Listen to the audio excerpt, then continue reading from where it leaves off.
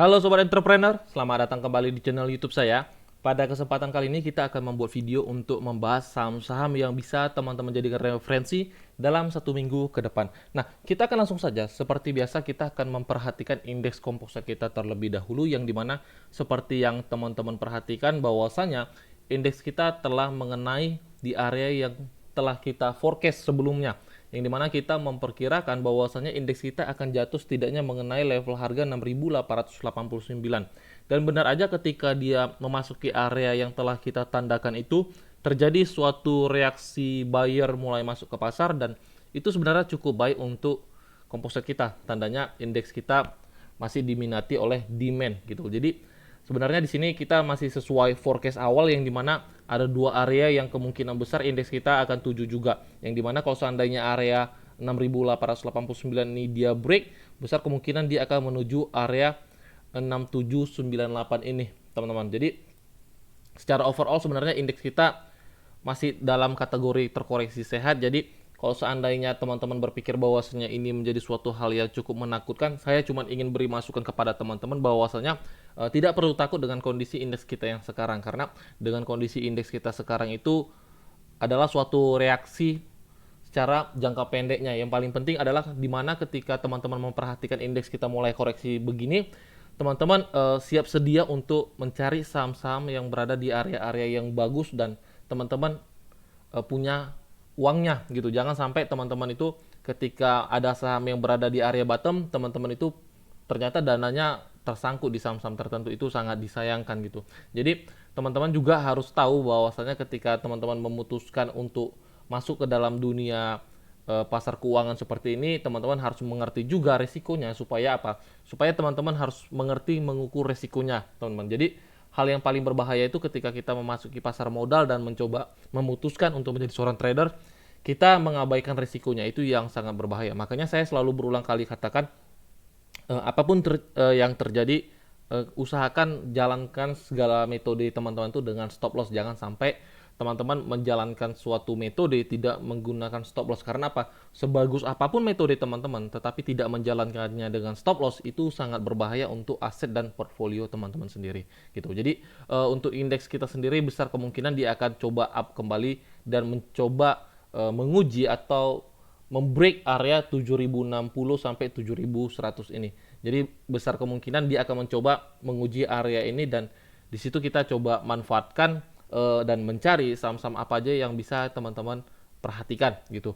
Namun dengan kondisi yang sekarang tentu teman-teman juga harus cukup waspada, karena kalau kita perhatikan di sini ada suatu pengumuman yang dikeluarkan dari The Fed sendiri bahwasanya suku bunga mereka naik jadi 1,75%, dan secara overall di bulan Juni ini suku bunga mereka naik sebesar 0,75 BPS. Kita mencoba mengasumsikan bahwasanya ketika The Fed menaikkan suku bunga akan terjadi suatu reaksi yang negatif begitu. Namun ternyata respon pasar berbeda. Respon pasar berbeda. Kalau kita perhatikan ternyata respon pasar itu cukup positif, dan kita coba manfaatkan momentumnya. Yang penting kita harus tahu, seperti yang saya katakan, ketika di minggu depan atau di minggu ketiga kita dalam trading, ternyata respon pasar itu jadi negatif, ya mau nggak mau kita harus melakukan namanya pembatasan risiko gitu. Karena kalau kita tidak melakukan pembatasan risiko itu sangat berbahaya. Sebenarnya kalau teman-teman entry di saham-saham yang bagus-bagus aja, kalau seandainya teman-teman tidak rela untuk melakukan pembatasan risiko, itu tidak jadi masalah. Yang paling penting adalah teman-teman hanya tinggal tunggu area-area yang bagus untuk teman-teman terus buyback saham tersebut. Supaya apa? Supaya harga average teman-teman tuh selalu turun gitu. Tapi kalau seandainya teman-teman itu beli saham yang aneh-aneh dan tidak rela cut loss, itu yang sangat berbahaya. Teman-teman nggak bisa di situ coba-coba nggak melakukan namanya pembatasan risiko atau cut loss. Karena kalau teman-teman beli saham-saham yang fundamental yang nggak jelas, itu sangat berisiko. Dan kalau seandainya teman-teman yang masih pemula dan belum berani melakukan cut loss, atau juga bahkan belum pandai bagaimana mengukur risikonya, saya sarankan teman-teman tuh coba trading di saham-saham yang bagus aja. Karena nggak perlu teman-teman trading di saham yang berbentuk seperti itu, teman-teman juga bisa dapat duit kok di saham-saham yang seperti LQ45 atau blue chip gitu. Jadi jangan alergi untuk coba memperhatikan saham-saham yang bagus gitu. Terlepas pergerakannya tidak sekencang saham-saham lapis 3, namun teman-teman setidaknya lebih nyaman tradingnya begitu. Nah, Di sini dalam 1 minggu ke depan hal yang perlu teman-teman perhatikan aja itu sebenarnya hanya USD IDR kita. Karena kalau kita perhatikan di sini USD IDR kita sedang berada di level tertingginya di tahun ini ya, di level harga 14.825, dan secara structure market dia break high sebelumnya, besar kemungkinan dia akan mengejar 14.76 ini, teman-teman. Jadi kalau seandainya dia juga mencoba koreksi, itu menjadi suatu hal yang biasa karena besar kemungkinan kalau dia koreksi dia akan membuat swing low baru lanjut naik gitu. Jadi kita juga harus waspada dengan USD IDR kita sendiri karena kita takutnya kalau IDR kita terus melemah itu cukup berdampak untuk eh, pasar kita sendiri atau bursa kita sendiri. Karena foreign tentu akan mempertimbangkan untuk keluar gitu kalau seandainya terus IDR kita melemah. Jadi untuk di minggu depan mungkin sentimen yang cukup negatif hanya USD IDR kita aja. Namun kalau seandainya teman-teman perhatikan, lihat aja apakah foreign akan bereaksi negatif dengan USD IDR kita atau tidak gitu. Jadi kita akan lihat Senin bagaimana reaksi pasar atau foreign sendiri terhadap USD IDR kita ini. Jadi kita akan lihat nanti di Senin seperti apa, baru kita bisa melihat keputusan kedepannya seperti apa gitu. Karena kalau seandainya foreign benar-benar keluar dengan USD IDR kita yang seperti ini, besar kemungkinan yang paling terdampak itu adalah saham-saham sektor Big Bang gitu. Jadi untuk saham-saham Big Bang kita hanya perlu perhatikan area-area mana yang bisa untuk kita coba entry kembali. Jadi segala sesuatunya yang paling penting teman-teman jangan perhatikan secara kacamata negatifnya. Selalu coba perhatikan dengan kacamata positifnya. Jadi kalau seandainya dia coba koreksi, teman-teman hanya butuh lihat area mana yang akan dia tuju di area bawah. Ketika dia menuju area bawah itu, ya teman-teman bisa manfaatkan untuk menjadi suatu kesempatan beli saham di harga yang bagus gitu. Jadi jangan teman-teman ketika harga langsung drop ke bawah itu menjadi suatu ketakutan bagi teman-teman gitu. Jadi kalau bisa gunakan secara kacamata yang positif supaya ketika saham yang bagus tiba-tiba dia breakdown ke bawah, teman-teman bisa melihatnya secara positif. Tinggal tunggu di mana area yang bagus dan teman-teman bisa koleksi saham-saham tersebut gitu. Nah, kita akan langsung saja. Di sini saya sudah uh, kumpulkan ada 5 saham yang saya ingin bahas di video ini dan bisa teman-teman jadikan referensi untuk di minggu ketiga kita di bulan Juni ini sendiri. Nah, di sini saham pertama yang ingin saya bahas adalah Medco. Kenapa saya ingin bahas Medco? Sebenarnya kalau secara time frame besar, saham ini masih belum kemana-mana. Ini secara time frame besarnya dia belum kemana-mana. Kalau kita perhatikan sendiri, dia masih ranking di area-area ini aja, teman-teman. Jadi dia sebenarnya secara majornya itu hanya mega sideways seperti ini. Namun kalau kita perhatikan laporan keuangannya sendiri, yang dimana kalau teman-teman lihat dia naik sebesar 1.600% gitu secara Q on Q. Kalau kita comparekan di sini ada Medco, di sini kita ada Akra, di sini juga ada Elsa. Nah, kalau kita comparekan seperti ini, secara PE ratio dia jauh lebih kecil dan itu menjadi suatu yang sangat bagus untuk Medco sendiri. Dan secara PBV juga dia masih di bawah 1, masih sangat bagus. Kalau kita comparekan dengan Akra juga dia masih jauh lebih murah, dan secara debt equity ratio juga memang dia sangat banyak hutangnya. Namun kita tahu sendiri juga bahwasanya Medco ini mempunyai hutang yang sangat banyak karena dia kemarin mengakuisisi Penhill. Jadi suatu hal yang wajar-wajar aja ketika dia mempunyai hutang yang sangat banyak. Kalau seandainya dia bisa pergunakan untuk suatu ekspansi yang sangat bagus, itu bisa menjadi suatu probabilitas untuk ekspansi perusahaannya. Namun kalau seandainya ekspansi itu gagal, ya tentu itu akan menjadi suatu beban yang sangat berat untuk laba atau pendapatan perusahaan tersebut. Namun kalau kita perhatikan secara NPM di sini, teman-teman, dia malah paling besar, dia sebesar 18,4%. Jadi sebenarnya untuk Medco ini secara fundamental kalau kita bandingkan antara Akra dan Elsa, dia masih menarik walaupun terlepas hutangnya sangat besar sendiri gitu. Nah, oke, kita kembali secara teknikal analisisnya itu saya ingin melihat secara fundamentalnya kemarin, dan di sini kalau teman-teman perhatikan di perdagangan waktu lalu dia terbang meninggalkan gap. Kalau kita lihat tandanya di sini ada gap di level harga 630 untuk saham Medco ini sendiri. Jadi Untuk Medco sendiri, kalau teman-teman ingin coba entry dan bertanya apakah area Medco yang bagus untuk entry itu di mana gitu. Ini adalah area yang bisa teman-teman manfaatkan untuk entry di saham Medco ini sendiri. Jadi area 630 adalah area gap up dia kemarin. Jadi kalau seandainya di perdagangan di beberapa hari ke depan dia kembali menyentuh atau menutup gapnya, itu bisa teman-teman manfaatkan untuk coba entry di saham Medco gitu. Nah, untuk TP1-nya teman-teman bisa letak di 670. Ini adalah TP1 untuk Medco.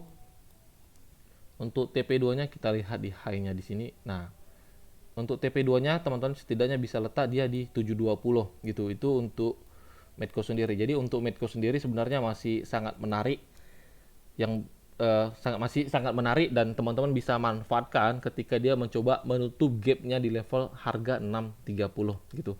Nah, untuk stop loss-nya sendiri kita coba ambil batasan di 615. Jadi kalau seandainya dia break dan close di 615, kita lebih baik melakukan namanya pembatasan resiko terlebih dahulu gitu. Dan resikonya juga nggak kecil kok, hanya sekitar 2,38% teman-teman. Jadi itu sangat bagus untuk uh, portfolio kita. Secara ratio juga sangat bagus gitu. Oke, itu untuk Medco. Selanjutnya ada saham, kita lihat dulu sebentar ya.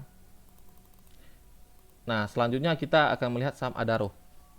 Untuk Adaro sendiri, seperti yang teman-teman ketahui bahwasanya saham-saham batubara di beberapa waktu lalu sangat tertekan, dan di sini dia memasuki area yang telah kita tandakan. Ini adalah area demand-nya, dan benar aja dia kemarin memasuki area demand-nya ini ada suatu reaksi. Jadi sebenarnya saya sendiri sudah tandakan seperti ini, namun saya belum berani coba referensikan ke dalam grup karena saya lihat marketnya juga masih kurang kondusif. Jadi saya tidak terlalu berani untuk terlalu agresif mencoba merekomendasikan saham-saham yang bergerak di bidang energi, karena saya cukup riskan ketika dengan kondisi market yang kemarin kita coba referensikan. Namun dengan kondisi yang seperti ini, ada suatu reaksi yang terjadi di sini, teman-teman bisa perhatikan dan teman-teman bisa coba entry di saham Adaro ini sendiri gitu. Yang penting sekali lagi saya katakan, kalau seandainya teman-teman entry di saham Adaro ini, teman-teman harus perhatikan area-area stop loss kita, karena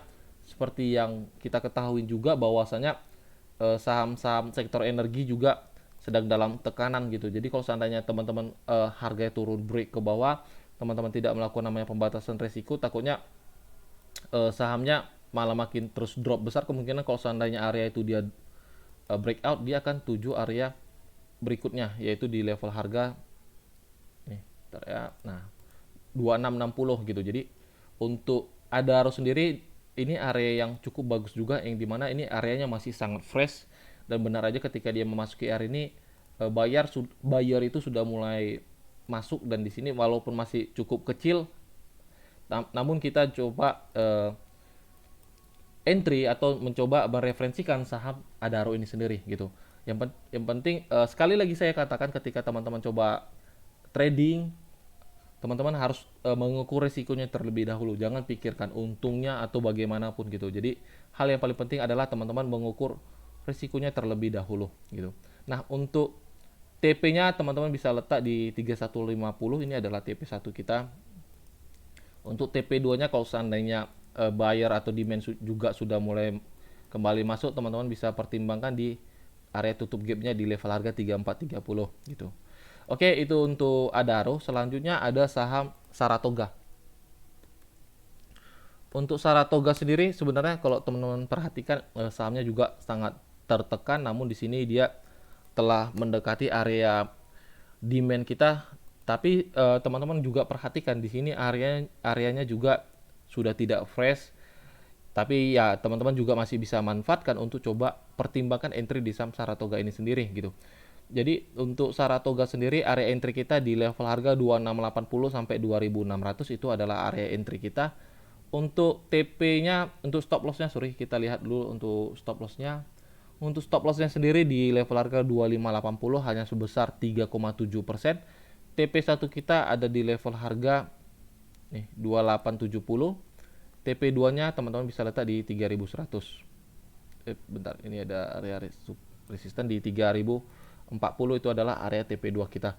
Jadi untuk Saratoga sendiri, teman-teman perhatikan dia sedang memasuki area demand kita kembali, namun teman-teman juga patut harus waspada karena ini areanya sudah beberapa kali orderannya dijemput gitu. Kalau seandainya area ini dijebol, ya mau nggak mau teman-teman tuh wajib melakukan namanya pembatasan risiko. Karena apa? Kalau seandainya area ini dijebol, tandanya standby buyer yang selalu membeli di area ini sudah tidak ada lagi. Dan kalau seandainya dia break, teman-teman tidak melakukan namanya stop loss, itu sangat beresiko karena kalau seandainya dia break area yang seperti ini biasanya dia akan lanjut turunnya agak kencang, besar kemungkinan menuju area 2100 gitu.